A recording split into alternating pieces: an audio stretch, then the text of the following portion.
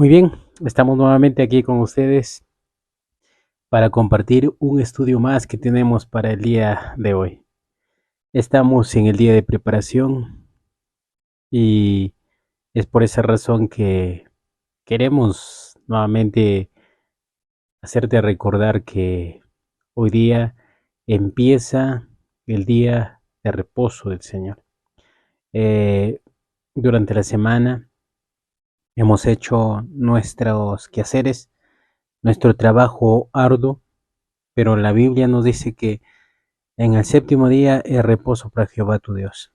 El día empieza desde ocultarse el sol, de tarde a tarde, un día. Es por esa razón que hoy día es el día de preparación, nos preparamos para encontrarnos con nuestro Maestro y que este día sea un día muy especial. De alguna manera el enemigo hará muchas cosas para que nos desvíe del verdadero propósito que es estar en el día de reposo.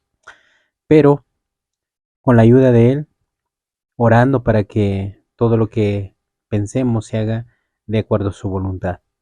Mis queridos hermanos y amigos, les doy una cordial bienvenida a este estudio. Vamos a abrir su palabra, pero ante todo quisiéramos pedirle dirección a nuestro Dios maravilloso. Donde te encuentres, acompáñame en oración. Oremos.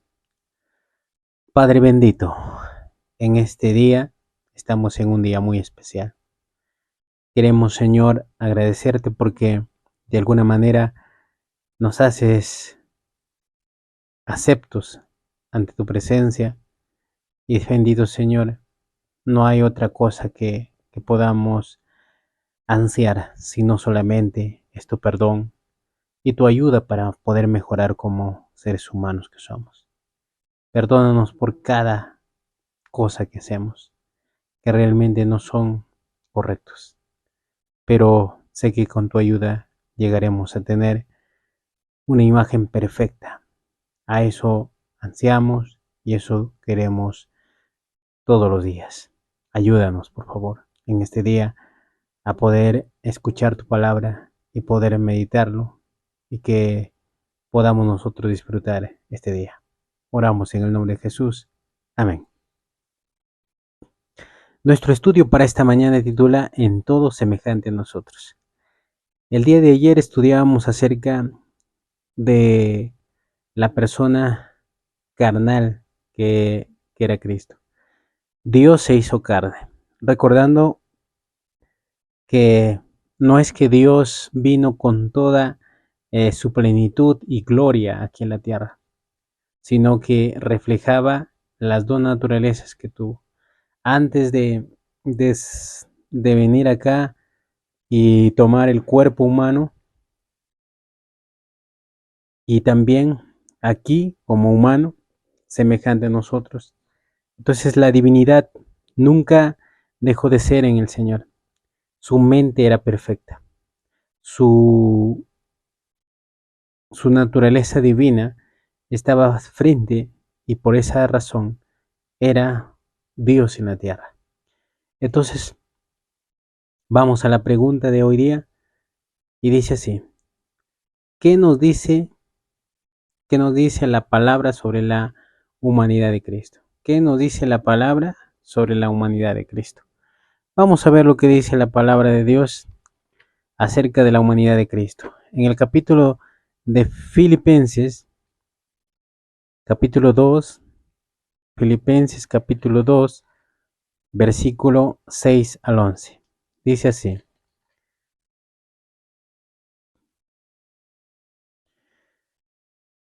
quien aunque era de condición divina, no quiso aferrarse a su igualdad con Dios, sino que se despojó de sí mismo, tomó la condición de siervo y se hizo semejante a los hombres. Y quien al tomar la condición de hombre, dice, se humilló a sí mismo y se hizo obediente hasta la muerte y muerte de cruz. Por eso Dios también lo exaltó hasta la sumo y le dio un nombre que es sobre todo nombre, para que en el nombre de Jesús se doble toda rodilla de los que están en el cielo y en la tierra y debajo de la tierra. Y toda lengua confiese que Jesucristo es el Señor, para la gloria de Dios Padre. Quien siendo Dios no escatimó o no eligió ser igual a Dios, sino que se despojó, hecho, dice, como hombre, como nosotros. El día de ayer veíamos que la naturaleza que Cristo tenía era la naturaleza divina. Y hoy vemos la otra naturaleza que era, al igual que nosotros, humanos, pecadores, pero Cristo no fue pecador. Eso quiere decir que cuando nosotros nacemos de nuestra madre, nuestra mente está en blanco.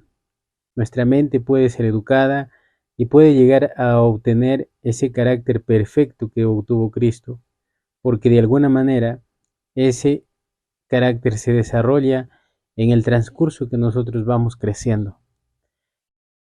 Por esa razón dice que se hizo semejante a nosotros, para que nosotros pudiésemos ver que Cristo, siendo hombre, pudo vencer las tentaciones. Si Dios o Cristo hubiese venido como fue en el principio, ¿creen ustedes que podíamos nosotros obtener la salvación de ninguna manera?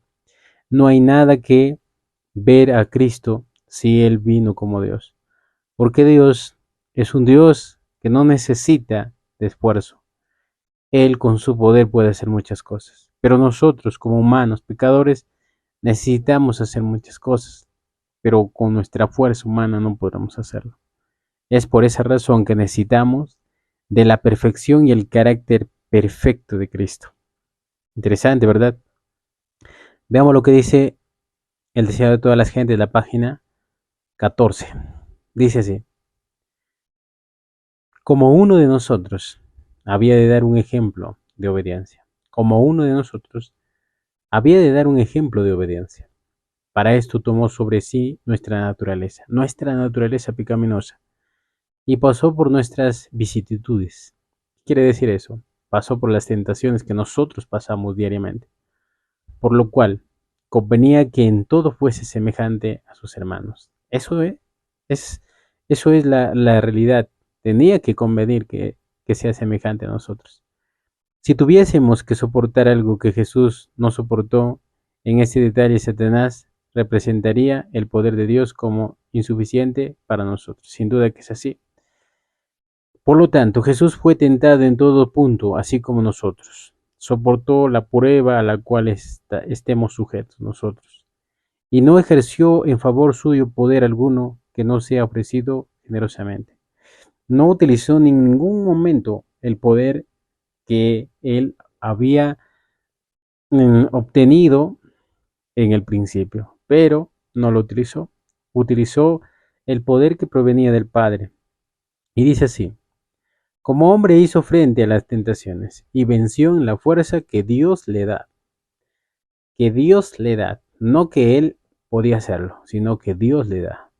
Él dice: me complazco en hacer tu voluntad, oh Dios mío, y tu ley está en medio de mi corazón. Mientras andaba haciendo bien y sanando a todos los afligidos de Satanás, demostró claramente a los hombres el carácter de la ley de Dios y la naturaleza de un servicio. Su vida testifica que para nosotros también es posible obedecer la ley de Dios. Sin duda que es así. Podremos obedecer la ley, pero mediante Cristo. El ejemplo de Cristo es nuestro ejemplo que debemos nosotros tener en cuenta. Si nosotros tratamos de cumplir o hacer las cosas con nuestra propia voluntad, lo único que obtendremos es el fracaso. Por esa razón, Él demuestra en la palabra de Dios que es semejante a nosotros. Hoy, en este tiempo, estando en el cielo, Él ha nuevamente recibido el poder que Él tenía cuando estaba en el principio.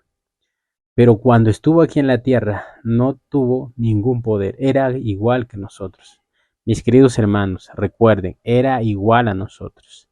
pero sin pecado. Eso quiere decir de que la mente, que es el CPU del ser humano, estaba limpia. No había ingresado ningún virus que pueda contaminar todo el ser dentro. Entonces es interesante. La pregunta entonces decía, ¿qué nos dice la palabra de Dios sobre la humanidad de Cristo? Que era semejante en todo a nosotros los seres humanos. Era semejante en todo a nosotros los seres humanos. Interesante. Vamos a la siguiente pregunta. La siguiente pregunta dice, ¿cuál es la afirmación de Cristo sobre su Padre? ¿Cuál es la afirmación de Cristo sobre su Padre? Veamos lo que dice en el capítulo 8 de Juan 8, capítulo 8, versículo 28 y 29. 8, 28 y 29. Dice así. Jesús agregó, cuando hayas levantado al Hijo del Hombre, entonces sabréis que yo soy, y que nada hago por mí mismo, sino que hablo como el Padre me enseñó, porque porque el que me envió está conmigo. El Padre no me ha dejado solo, porque hago siempre lo que Él le agrada. Entonces, mis queridos hermanos, cuando nosotros vemos aquí el mensaje del Señor, dice que nada hace el Señor sino por autorización del Padre. Nosotros podemos ser pecadores y de alguna manera no podremos hacer nada con nuestra misma naturaleza pecaminosa. Si tratamos de obtener la salvación, no podemos tenerlo. Y por esa razón necesitamos del poder del Señor. Eso quiere decir de que una fuerza sobrenatural está trabajando en cada ser humano. Así como Cristo estuvo sujeto al Padre, así también el ser humano está sujeto a Cristo. Es como podríamos decir de que el Padre terrenal tiene al Hijo y el Hijo está sujeto al Padre. No el Padre está sujeto al Hijo, sino el Hijo está sujeto al Padre. Y cada vez que el Hijo necesite de algo, el Padre estará dispuesto para ayudarlo. Es de la misma manera, en este tiempo que vivimos, también sucede de la misma manera. Por esa razón, mis queridos hermanos, necesitamos comprender esa parte, que Cristo estaba sujeto al Padre. Él no vino a hacer su voluntad, Él vino a hacer la voluntad del Padre. Él siempre hablaba y afirmaba todas las cosas según el Padre le daba a conocer. Interesante, ¿verdad, mis hermanos? Vamos entonces al testimonio en el libro Deseado de todas las gentes, la página 11 y hasta el 13. Dice así, pero apartándonos de todas las representaciones menores, contemplamos a Dios en Jesús. Mirando a Jesús, vemos que la gloria de nuestro Dios consiste en dar. Nada hago de mí mismo, dijo Cristo. Me envió el Padre viviente y yo vivo por el Padre. No busco mi gloria, sino la gloria del que me envió. En estas palabras se presenta el gran principio, que es la ley de la vida para el universo. Cristo recibió todas las cosas de Dios, pero las recibió para darlas. Así también en los atrios celestiales, en este ministerio en favor de todos los seres creados, por medio del Hijo amado, fluye toda la vida del Padre. Por medio del Hijo, vuelve, en alabanza, gozo, servicio, como una marea de amor a la gran fuente de todo, y así, por medio de Cristo, se completa el circuito de beneficencia que representa el carácter del gran dador, la ley de la vida. Al darnos cuenta nosotros, vemos aquí que el Señor está demostrando y nos está dando a conocer que necesitamos nosotros estar acorde con el Padre, pero no podemos nosotros como pecadores.